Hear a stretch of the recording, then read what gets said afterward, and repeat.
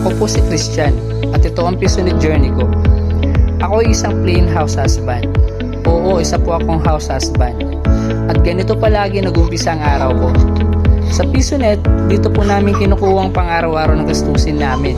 Pambili ng ulam, baon ng anak ko, baon at pamasahin ng asawa ko. Minsan pag sumasobra, iniipon po namin pinambibili ng bigas, pambayad sa kuryente at syempre internet bill.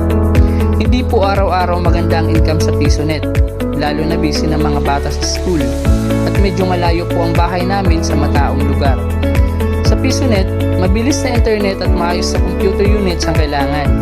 Malakas din naman po ang income ng Pisonet, nakadepende po siguro kung saan ito nakapwesto. Katulad nga po ng sabi ko kanina, medyo malayo kami sa mataong lugar.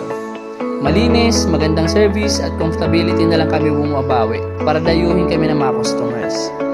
Hindi lang po laro ang purpose ko sa Pisonet.